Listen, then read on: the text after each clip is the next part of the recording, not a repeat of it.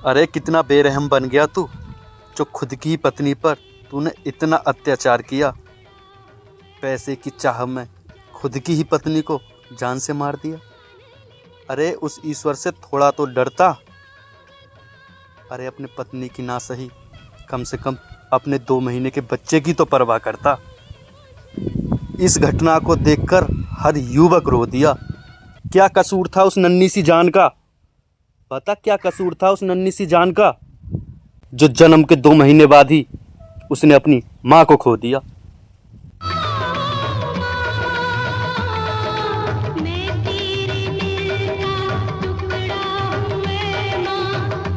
Mummy बड़े परेशान हूँ, मुझे बहुत परेशान कर रही है, मुझे यहाँ से ले जाओ तुम। उसमें जो देखा था तो गले में जो है हाथ के निशान बने हुए थे, जिस तरह से रस्सी का कुछ नहीं था। हाँ, तो हमने मतलब देखा अच्छी तरह से, उसको गर्दन भींच के नहीं मारा गया। तत्काल फोन आ गया मेरी बहन, बोली भैया मेरा बहुत दिमाग खराब है, मेरा शरीर कंपन कर रहा है और दिमाग काम नहीं कर रहा है। अब वो 5.25 फुट की तो ये बेटी है और वो 6 फुट पे वो लगा हुआ है। अब फांसी मुमकिन तो हो नहीं सकती। तो वो बोला इस साली लात मार के बुला अपने भाई को, और अभी बुला साले को, अभी फैसला करेंगे।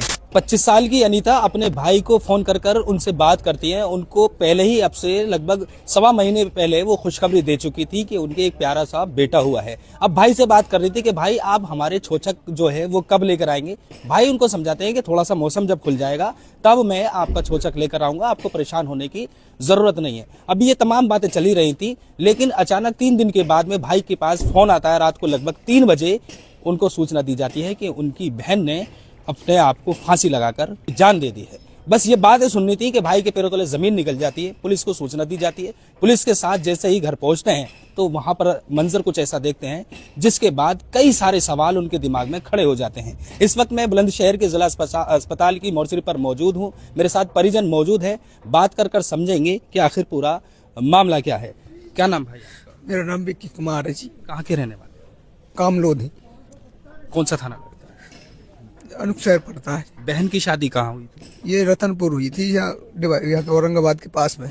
अब बताइए क्या घटना हुई थी और आज अब बुलंदशहर के जिला अस्पताल आएंगे, क्या वजह है? बहन यहाँ पर पोस्टमार्टम के लिए आई है? आई हुई है जी। क्या वजह रही बता दो ऐसा? वजह यही है कि बस वो स्टार्टिंग से ही फोन पर जब कभी बात करती थी परिवार से, मम्मी से, पापा से, तो जब भी कभी बात करती थी तो ये रिकॉर्डिंग कर उसको मतलब रिकॉर्ड कर रख रखते थे। पहले ये बताएं, बहन की शादी कितने टाइम पहले हुई ये बताइए? ये 25 मार्च 3 मार्च 2025 में 3 मार्च 2025 में शादी हुई, यानी 11 महीने हुए। अभी बहन के बेटा भी हुआ था? बहन के बेटा हुआ था, 1.25 महीने का बेटा है। अब बताइए जो अब उन्होंने वो 3 दिन पहले फोन आया कि भैया मैं बहुत मम्मी के पास बात करी उन्होंने कि भाई भैया मैं बहुत मम्मी परेशान हूँ, मुझे बहुत परेशान कर रहे हैं, मुझे यहाँ से ले जाओ तुम। मम्मी ने मुझे बताया, मैंने कि कोई नहीं मैं बात करूंगा। मैंने उस लड़के से बात करी, मैंने क्या हुआ कि कुछ ना हुआ, ऐसी कोई बात ना, घर की थोड़ी बहुत टेंशन ले रही है। मैंने कि कोई बात है तो बताओ मुझे। तो मैं फिर उस लड़की को, अपनी बहन को फोन करने के वाला ही था, मगर उसमें बाद में मैं बोला चलो बाद में शाम को बात कर लेंगे। शाम को फिर बात करी उससे, तो शाम को बहुत अच्छी मतलब ऐसी बात चल रही कि भैया कब आओ, मतलब ये कि मैं परेशान हूँ, तुम मुझसे क्या बात करोगे कि, और वो मन की बता हम तो अभी आ रहे हैं। तो वो मन की बता तू टेंशन मत ले, बता क्या परेशानी है। वो कहने लगे कि भैया परेशानी कुछ ना, मुझे कि फैसले की बात करते हैं और ये हर समय गाड़ी की और घोड़े की बात करे, तेरे माँ बाप नंगा आए, क्या करेंगे क्या नहीं करेंगे। तो मन की कोई नहीं, मन की तो उसी के बाद में उसके पड़ोस में बैठा था लड़का वो, तो वो बोला इस साली लात मार के बुला अपने भाई को, और अभी बुला साले को, अभी फैसला करेंगे। अच्छा ये बताओ, जो शादी की थी बहन की, पूरी सारी चीजें देकर शादी की थी ना? पूरा सब कुछ जो रीति रिवाज से जिस तरीके से होता है उस तरीके से पूरी तरीके से रीति रिवाज से करा मैंने। तो क्या चीज उसको नहीं भा रही थी जो उनको स्टार्टिंग में जब स्टार्टिंग चल रही थी तो वो बिचौलिया के थ्रू हमसे खबर आई कि बुलेट मोटरसाइकिल चाहिए। बुलेट हाँ। अच्छा। तो उनको फिर उनके पिताजी को और बिचौलिया को बुलाया कि मन की हमारी हैसियत नहीं है बुलेट देने की, यदि अगर तुम्हें राजी हो तो ठीक है वरना मत करो। तो उनके पिताजी ने और ये उनके गांव के प्रधान जी हैं, उन्होंने क्लियर स्पष्ट कर दिया कि ठीक है आज के बाद कोई डिमांड नहीं करेंगे, नहीं ऐसी कोई बात है, जो तुम करोगे वो ठीक है, और हमें तो स्प्लेंडर मोटरसाइकिल ही दे दो तुम। हमने उसी रीति रिवाज से जिस तरीके से उन्होंने डिमांड करी उसी तरीके से उनको करा। मगर घूम फिर के वो बुलेट वाली बात आना या फिर मतलब वो उसको इसी तरह टॉर्चर करना।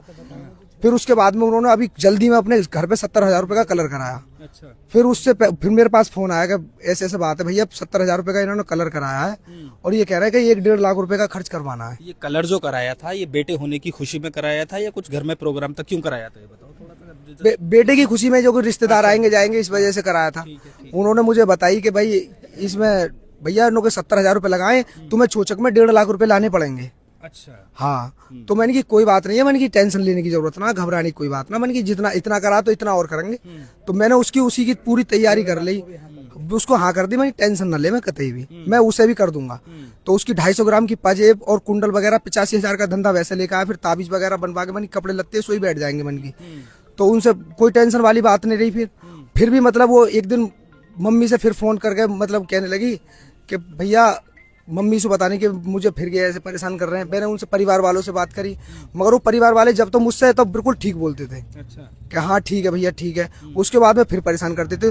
तो वो हमारी जो बड़ी वाली सिस्टर है वो सिकंदराबाद में, उनसे बात कर रही थी कि बोली दीदी तुम आ जाओ, भैया तो आ ना पाएंगे और भैया से बोलूंगी तो भैया मुझे ही डांटते हैं। तो इस वजह से मैं तुम्हें कुछ बता नहीं सकती, तुम एक बार आ जाओ मेरे पास में।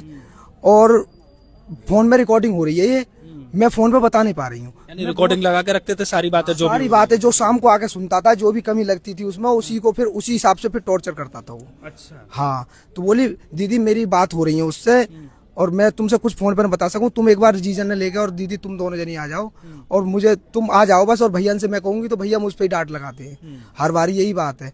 तो मैं ये कि परिवार चलता रहे। तो उन्होंने फिर मुझे मतलब लेट बताई थोड़ी और उसी हिसाब से हम चलते रहे। मन की कोई नहीं।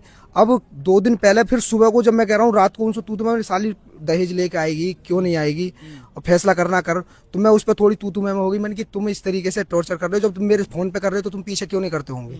तो मैंने कि मैं अभी आ रहा हूँ। तो मेरे परिवार वालों ने 10-11 बज रहे उसी वजह से मना कर दिया कि सुबह को तसल्ली में जाना, 4 आदमी लेके सही तरीके से।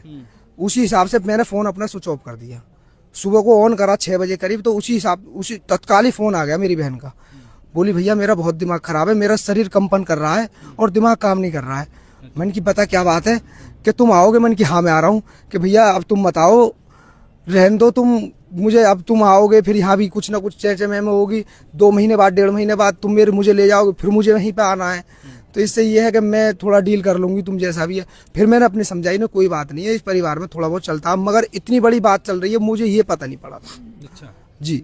सूचना कब मिली आप लोगों को, जब ये जो सारी जो कितने टाइम? ये सुबह करीब 3 बजे 3:30 बजे करीब मुझे सूचना मिली। इसके पास तो फोन पता चला 3 बजे के आसपास आया था, लेकिन मुझे सूचना वो 3 बजे के बाद 3:15 3:30 के बजे करीब फोन आया प्रधान जी का। उन्होंने बोला कि ऐसे बात होगी, विक्की की बहन को मार दिया गया है और वहाँ चल रहे हैं। तो हम लोग वहाँ से काफ़ी लोग एकत्र हुए और पहुँचे वहाँ पे।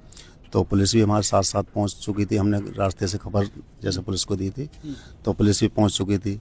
तो वहाँ जाके देखा तो उन्होंने जो बताया, फर्स्ट फ्लोर पर उनके वो है बाथरूम, अटैच लेटरिन बाथरूम, तो के वहाँ पे इसने फांसी लगाई है। तो सावर का इतना बड़ा वो है क्लिप, करीब 7 इंची का होगा, कि इस पे लटकी हुई थी। अब वो 5.25 फुट की तो ये बेटी है और वो 6 फुट पे वो लगा हुआ है। अब फांसी मुमकिन तो हो नहीं सकती 6 फुट में और 5.25 फुट में। अब जो जिसके बच्चा हुआ हो और 1 महीने की वो जच्चा हो, तो क्या नंगे पैर आएगी वो वहां तक? वो वहां पे ना तो कोई जूता है ना चप्पल है, और जाकर के हमने जब देखा तो वो बिस्तर में लेटी हुई थी।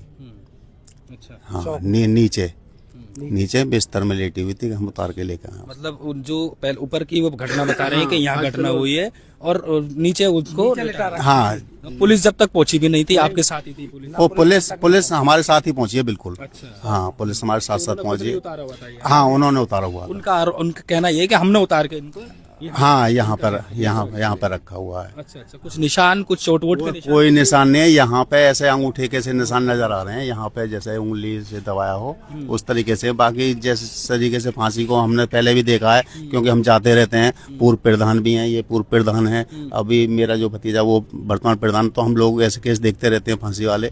तो वहाँ से यहाँ तक जिस तरीके से रगड़न होती है वो कुछ नहीं है जी, कुछ नहीं है। उसमें जो देखा था तो गले में जो हाथ के निशान बने हुए थे, उस तरह से रस्सी का कुछ नहीं था। अच्छा। हाँ, तो हमने मतलब देखा अच्छी तरह से, उसको गर्दन भींच के नहीं मारा गया है। अच्छा। और हमारे आने से पहले ही उस लड़की को हमने देखा तो खाट पे लिटा रखा था। परिवार के कितने लोग मिले वहाँ पर? सब मिले थे? परिवार का कोई भी नहीं था उस समय पे। एक दादा भी नहीं थे।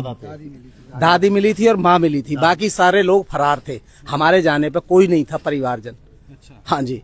दादा बाहर थे। जब मैंने पूछा, मैं आप कौन है, कि मैं दादा हूँ उसका। अच्छा। हाँ, तो दादा बाहर थे, दादी बैठी हुई थी वहाँ पे, बाकी और कोई नहीं था। तो बस ये गले पर ही निशान थे और कुछ नहीं थे। अच्छा, वो क्या बता रहे थे कि जो हस्बैंड थे इसके, वो खुद ही थाने पहुंच गए, क्या बता रहे थे आप? जी। हाँ, वो खुद ही उन्होंने सरेंडर कर दिया कि ये सारा केस मेरे ऊपर आ जाएगा, और मैं उसके बाप ने बोल दिया कि मैं तुझे छुटा लाऊंगा, टेंशन लेने वाली बात नहीं है। वहीं के कुछ आदमी इसी तरीके से चर्चा कर रहे थे, उसी वजह से तो थोड़ा सुन लिया हमने। अच्छा। कि वहां पर जाकर तू अकेला सरेंडर कर दे, कोई दिक्कत वाली बात नहीं है, तुझे तो हम छुटा ही लाएंगे और किसी के ऊपर बात नहीं आएगी फिर।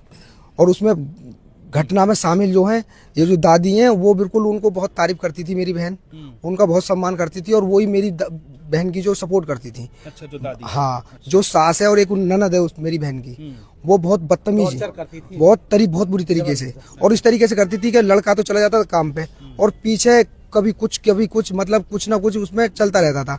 लड़का आता था, वो छत पे बाद में पहुंचना था, पहले अपनी कहानी सुना देती थी वो। अच्छा। हाँ, नीचे ही। उसके बाद में फिर लड़का हावी होता था उस पर। अनीता जो रहती थी ऊपर रहती, वो ऊपर रहती थी। अच्छा। तो उसी हिसाब से नहीं, वो उसका पति उस पर भरोसा करता था, उसकी बातों पर, अपनी माँ की बातों पर भरोसा करता था। अच्छा। उसके एक आध बार मैंने बोला था कि इस तरीके से नहीं बोलना चाहिए, तो वो जो लड़की के, मेरी बहन के जो ससुर हैं, उनने ये बोल दिया कि पागल है। अच्छा। हाँ, ये तो पागल है, इसकी बातों में नहीं आना। अब से पहले सारा दहेज दे दिया, शादी हो गई, और जो परेशान करना शुरू किया था वो कब किया था? इन्होंने गांव में किसी से पता कर सकते हैं आप, अपने औकात से ज्यादा इन्होंने खर्च करा था शादी में। अच्छा। उतनी अच्छी व्यवस्था थी कि हर आदमी तारीफ कर रहा था कि इसने एक बहन की शादी करी है। बहुत दुख होता है आज। रो रो कर बुरा हाल है भाई का। इन्होंने ही सारा सब कुछ पैसा लगाया और बहन की शादी की, और शादी करने के हम जितने भी भाई हैं या माँ बाप हैं, किसकी ख्वाहिश नहीं होगी कि हमारी बेटी दूसरे घर जा रही है तो वो खुश रहे और अपनी ज़िंदगी अच्छे से बसर कर ले, गुजार ले। ये हाल है भाई का रो रो कर। अभी फ़िलहाल पुलिस ने शव को कब्जे में लिया है, पोस्टमार्टम के लिए भेज दिया है, और पोस्टमार्टम हो रहा है, इसमें साफ भी हो जाएगा कि आखिर जो मौत की वजह है वो क्या है, और पुलिस अभी अग्रिम कार्रवाई में भी जुटी हुई है। देखने वाली बात ये होगी कि जब पूरा ये केस साफ होगा तो पुलिस इसमें आगे क्या कुछ कार्रवाई करती है। सहयोगी सुभान के साथ याह्या अली, नापतोल न्यूज़, बुलंदशहर।